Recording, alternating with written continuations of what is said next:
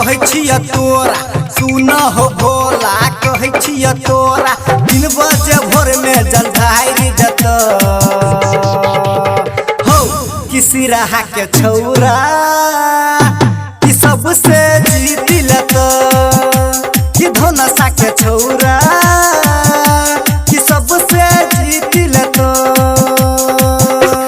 सुन हो भोला कहे छिया तोरा सुन हो भोला कहे छिया तोरा 3 बजे भोर में जल ढारी जत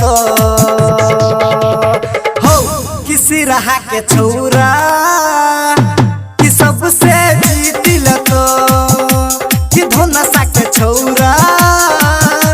कि सबसे जीतिल तो सिरहा के छौरा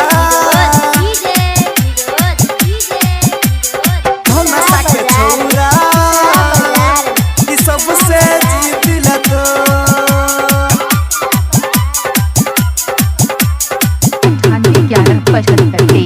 जीतिल तो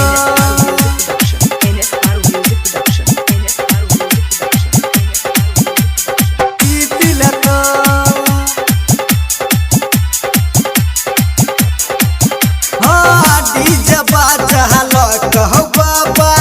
ए बतो हर धाम हो ए बतो हर धाम हो सबसे पहले जा कहो बाबा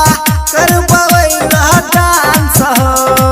करबवैला डांस हो डीजे बाजा कहो बाबा ए बतो हर धाम हो सबसे पहले जा कहो बाबा करबवैला सबसे पहले हम जल तोरा ढारी देव हो किसी रहा के छौरा कि सबसे जीतिल तो कि धनसा के छौरा कि सबसे जीतिल तो शंकर भगवान की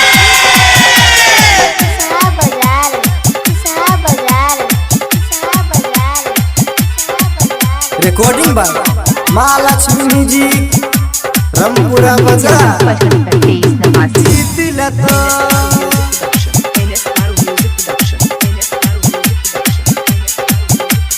जीतिल तो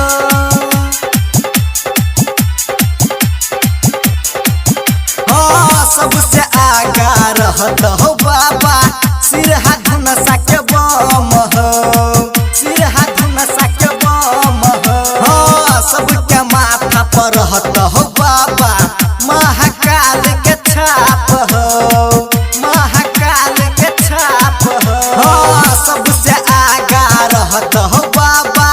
सिरहा धनसा के बम हो सबके माथा पर रहत हो बाबा